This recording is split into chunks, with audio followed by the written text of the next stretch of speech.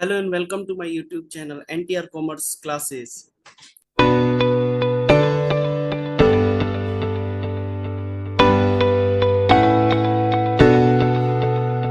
Today in Economics Part B, Indian Economic Development, Chapter 4 is Poverty, which we are going to discuss. Poverty. Poverty is the inability of a person to fulfill the minimum basic requirement of life, which includes food, clothing, housing, education and health. ये सारी चीजें poverty में आते हैं जब एक person enable हो अपनी बेसिक रिक्वायरमेंट्स को भी फुलफिल करने में, जैसे कि food, clothing, housing, education and health, तो उसको पॉवर्टी कहते हैं. Poverty has been divided into two categories हैं. Poor in urban areas, poor in rural areas. Poor in urban areas कौन कौन होते हैं? Push cart vendor,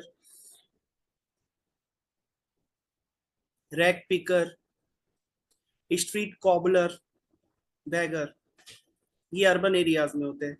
rural areas में landless agricultural labourers, cultivator etcetera.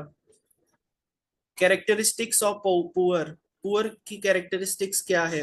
Poor की characteristics है उनकी poor health होती है, hunger, starvation and malnutrition होते हैं, lack of electricity, water supply, lack of water supply, ये सारी प्रॉब्लम्स रहते हैं वहां पे.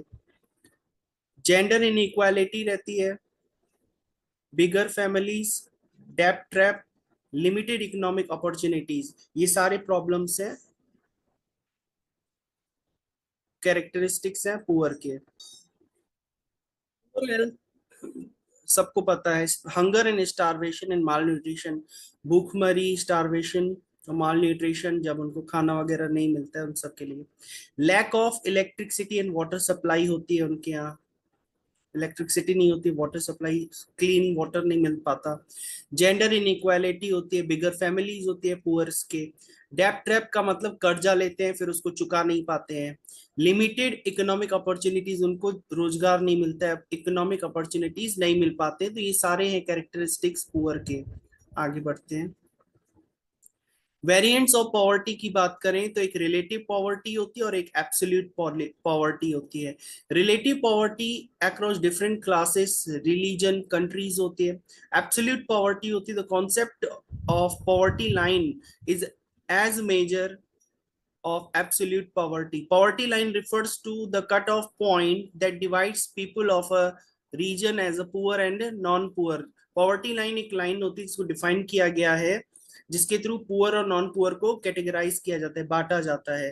Monthly per capita income expenditure 816 अगर पर मंथ है रूरल एरियाज में, और 1000 per month in urban areas में. जो उतना कर लेता है तो वो, या उससे ऊपर कर लेता है, वो नॉन पुअर में आता है. लेकिन जो उतना भी नहीं कर पाता है उनको पुअर की कैटेगरी में रखा गया है. इन टर्म्स ऑफ कैलोरी भी यहाँ हम बात कर लेते हैं. रूरल एरियाज में जिसकी कैलोरी 2400 पर डे है और उससे कम है तो वो पुअर में आएगा. अर्बन एरियाज में जिसको 2100 पर डे कैलोरी भी नहीं मिल पाते हैं उनको पुअर कहा जाता है. यानी इतनी कैलोरी डिमांड होती है, अगर इससे कम कैलोरी वो पर डे में पाते हैं तो वो पुअर कैटेगरी में आ जाएंगे. तो पॉवर्टी का अगर आपसे वेरिएंट्स पूछे जाएंगे तो पॉवर्टी, रिलेटिव पॉवर्टी और एब्सोल्यूट पॉवर्टी होती है, दो तरह की poverty. How poor people are identified. Poor people को आइडेंटिफाई कैसे करेंगे? In pre define independent India, Dada Bhai Nehru ji was the first to discuss the concept of poverty line. ये लर्न करने के लिए दादा भाई नेहरू जी ही थे पहले पर्सन जिन्होंने कॉन्सेप्ट ऑफ पॉवर्टी लाइन लाया था. He use the menu for a prisoner and use appropriate prevailing prices to arrive at what may be called jail cost of living. एक प्रिजनर का मेन्यू उन्होंने उठाया था और उसको जेल कॉस्ट ऑफ लिविंग बताया था कि कितना लिविंग के लिए चाहिए होता है. In 1962, the Planning Commission formed a study group. In 1979, another body called the Task Force on Projection of Minimum Needs and Effective Consumption Demand was formed. यानी ये आपको लर्न करना है. 1962 में प्लानिंग कमीशन फॉर्म हुआ था. 19 फॉर्म किया था एक स्टडी ग्रुप को, सॉरी 1962 में प्लानिंग कमीशन ने एक ग्रुप बनाया था 1979 में दूसरा ग्रुप बनाया था जो कि जिसका नाम था task force on projection of minimum needs and effective consumption demand. Next हम बात करते हैं क्लासिफिकेशन ऑफ पुअर की बात करें तो पुअर और नॉन पुअर दो होते हैं, लेकिन पुअर में भी तीन कैटेगरी होती है।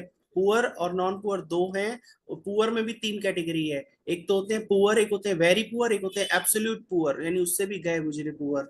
और नॉन पुअर की अगर बात करें, एक होते हैं नॉट सो पुअर, एक होते हैं मिडिल क्लास, एक अपर मिडिल क्लास, एक होते हैं रिच, एक होते हैं वेरी रिच, एक होते हैं मिलियनर, एक होते हैं बिलियनर, यानी यहाँ से आपके नॉन पुअर आते हैं। टाइप्स ऑफ पॉवर्टी की बात करें तो क्रॉनिक पुअर होते हैं। क्रॉनिक पुअर जैसे it includes people who are always poor and those who are usually poor. Chronic poor में वो होते हैं जो हमेशा पुअर रहते हैं।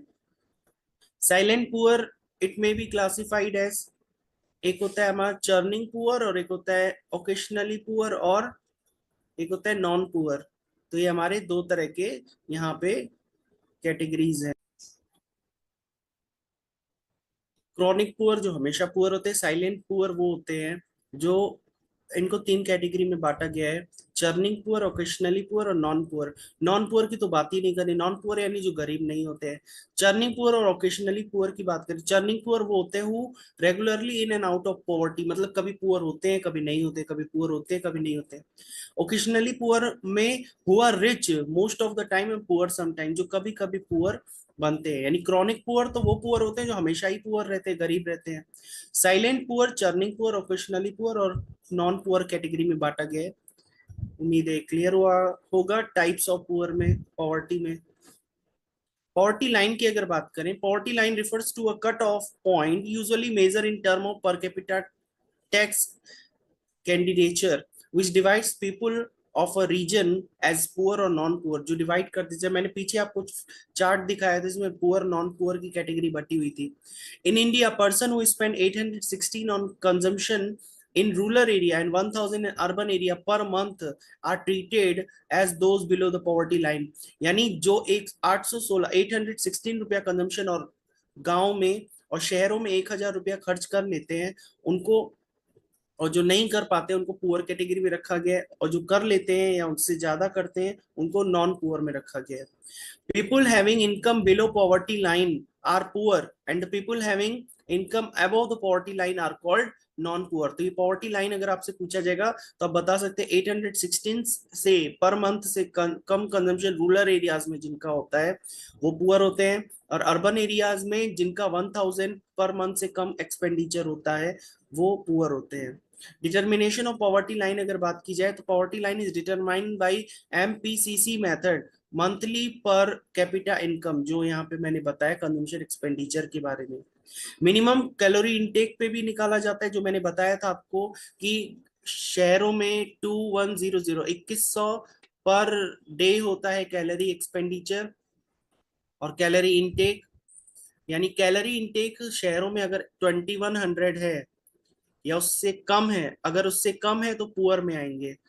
अगर 2100 कैलोरी इनटेक से मतलब उतना कैलोरी लेते हैं, इनटेक करते हैं, अगर 2100 शहरों में कैलोरी इनटेक कम है क्योंकि यहाँ फिजिकल वर्क कम होता है। गांव में कैलोरी इनटेक ज्यादा दिखाया गया, 2400 दिखाया गया, 2400, क्योंकि वहाँ फिजिकल वर्क ज्यादा लोग करते हैं, तो इसीलिए। तो अगर कैलोरी इनटेक पर डे में किसी का 2100 से कम है शहर में तो वो पुअर है।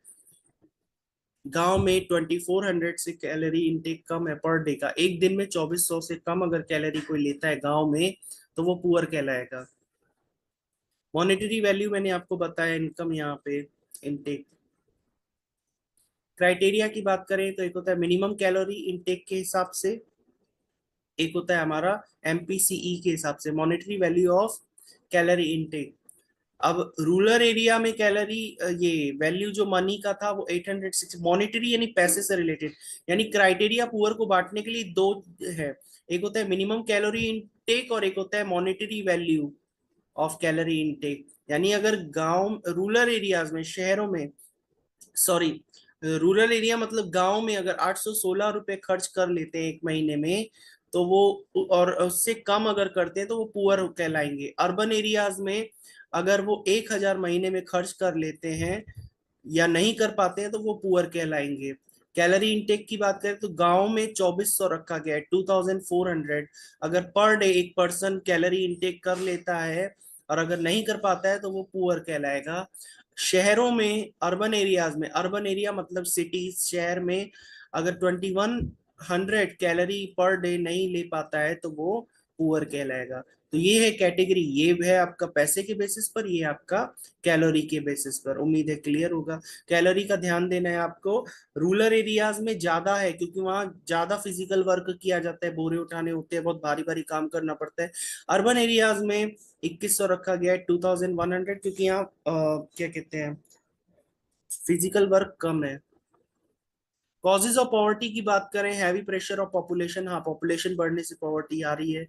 हाई इलिटरेसी, पढ़ते लिखते नहीं, उनको जॉब नहीं मिलता है, पुअर रह जाते हैं।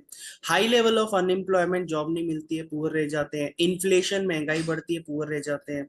इनइक्वालिटीज इन इनकम, रिच रिच होते जा रहे हैं, पुअर पुअर होते जा रहे हैं। Poor state of agriculture, agriculture भी बहुत अच्छा डेवलप्ड नहीं है। तो ये कारण अगर आपसे पूछता है कॉजेज ऑफ पॉवर्टी, तो ये 6 कारण आप बता सकते हैं। मेजर्स टू रिमूव पॉवर्टी, हमारे लिए क्या पॉवर्टी के मेजर्स लिए गए हैं रिमूव करने के लिए पॉवर्टी को? तो एक तो होता है कम्बैटिंग पॉवर्टी थ्रू जीडीपी, एक होता है combating poverty by improving distribution of income. अब इसमें फिजिकल मेजर्स आ जाते हैं, टैक्स एंड सब्सिडीज।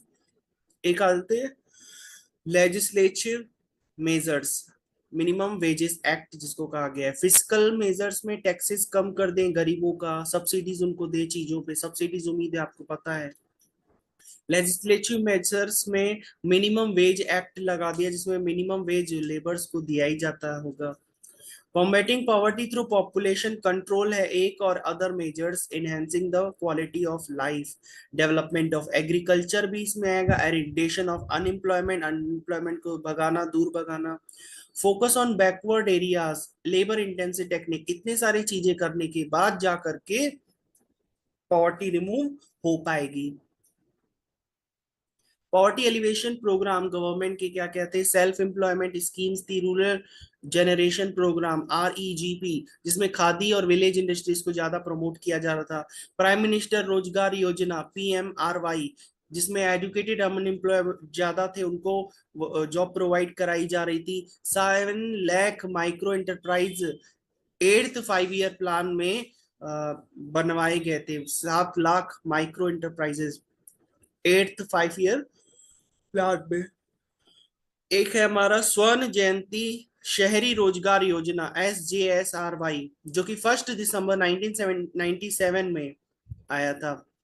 ये डेट्स आपको याद करनी है अगर आपसे पूछता है पॉवर्टी एलिवेशन प्रोग्राम हमारी गवर्नमेंट ने कौन कौन से चलाए थे। तो एक तो है सेल्फ एम्प्लॉयमेंट स्कीम, उसके अंदर में आप लिखेंगे रूरल एम्प्लॉयमेंट जनरेशन प्रोग्राम, जिसका focus khadi and village industry पे था। प्राइम मिनिस्टर रोजगार योजना PMRY, जिसमें अनएजुकेटेड अनएम्प्लॉयड लोगों को माइक्रो एंटरप्राइज ओपन करने के लिए सपोर्ट किया जा रहा था।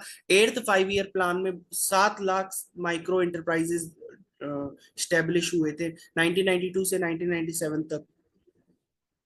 स्वर्ण जयंती शहरी रोजगार योजना थी जो कि 1 दिसंबर 1997 में आई थी, 75%, जिसमें सेंट्रल गवर्नमेंट का था सपोर्ट, 25% स्टेट गवर्नमेंट का था सपोर्ट। स्वर्ण जयंती ग्राम स्वरोजगार योजना अप्रैल 1999 में आई थी। 2011-2012 में ये स्कीम रिस्ट्रक्चर की गई थी into national rural livelihood mission, इसका नाम चेंज कर दिया गया था, नेशनल रूरल लिवलीहुड मिशन कर दिया गया था। वेजेस एम्प्लॉयमेंट स्कीम दूसरा हमारा पार्ट है इसी का, जिसमें हमको पढ़ना है संपूर्ण ग्रामीण रोजगार योजना, जो कि फर्स्ट, यानी हम देखेंगे यहाँ पे तो गवर्नमेंट ने 2 तरह के स्कीम्स चलाए थे पॉवर्टी हटाने के लिए। पहला सेल्फ एम्प्लॉयमेंट स्कीम, दूसरा वेजेस एम्प्लॉयमेंट स्कीम। तो ये 2 स्कीम्स थी। सेल्फ एम्प्लॉयमेंट स्कीम में हमने देखा रूरल एम्प्लॉयमेंट जनरेशन प्रोग्राम, ये आपको याद करना होगा, आप नोट कर लीजिए, इसको याद करिएगा। प्राइम मिनिस्टर रोजगार योजना, स्वर्ण जयंती शहरी रोजगार योजना, स्वर्ण जयंती ग्राम स्वरोजगार योजना, ये कब कब लॉन्च हुए थे, क्या क्या डेट्स थे, किसके लिए किए गए थे, सब इस पे लिखा हुआ है, आप इसके नोट बना लें, इसको देखें। नेक्स्ट हम बात करेंगे वेजेस एम्प्लॉयमेंट स्कीम जो कि गवर्नमेंट की थी।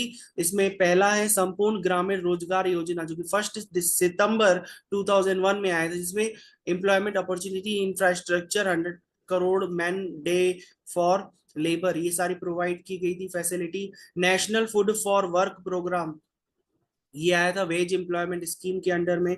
उसके अलावा 20 पॉइंट प्रोग्राम भी लॉन्च किया गया था। 20 पॉइंट प्रोग्राम में हम पूरे तो पॉइंट नहीं डिस्कस कर पाएंगे, लेकिन हम कुछ पॉइंट्स को डिस्कस कर लेते हैं यहाँ पे। इसमें फर्स्ट हमारा आ जाता है increase in irrigation capacity. Irrigation capacity को बढ़ाया गया था। Increase in production of pulses and oil seeds. Minimum wages to agricultural workers provide कराया गया था। Drinking water villages to villages. Development of forest and gobar gas. Setting up primary health centres. Family planning. MNREGA भी इसमें आया था। Mahatma Gandhi national rural guarantee act, इसमें हमको 100 minimum period of 100 days के लिए वर्क ऑफर किया जाता था। मतलब लोग अनएम्प्लॉयड लोगों को। MNREGA, Mahatma Gandhi national rural employment guarantee act, ये रूरल एरियाज के लिए था जहाँ पे 100 डेज का वर्क, मिनिमम 100 डे पीरियड का, मिनिमम पीरियड ऑफ 100 डेज, 100 दिन का काम दिया जाता था वहाँ के लोगों को। National food for work programme 2004 में लॉन्च किया गया था। Generation of supply wages unemployment, it was implemented in 150 most backward district. This was centrally sponsored scheme, ये सेंट्रल गवर्नमेंट की तरफ से ही आया था स्कीम। उसके अलावा हम बात करेंगे critical evolution evaluation of poverty alleviation programme. क्या क्या कमी आती? पहला तो लैक ऑफ रिसोर्सेस, दूसरा unequal distribution of assets, improper implementation, lack of infrastructure, lack of active participation of poor people. तो ये सारी कमियां यहाँ पे पूछ रहा है। ये जो पॉवर्टी एलिवेशन प्रोग्राम्स थे उनमें कमियां क्या थी उनके सक्सेसफुल ना होने के पीछे? तो इसमें यही सारी चीजें हैं। एक तो रिसोर्सेस पूरे नहीं थे, लैक ऑफ रिसोर्सेस था। दूसरा अनइक्वल डिस्ट्रीब्यूशन ऑफ एसेट्स था। उसके अलावा lack of infrastructure, lack of active participation of poor people, ये सारे प्रॉब्लम्स आते हैं।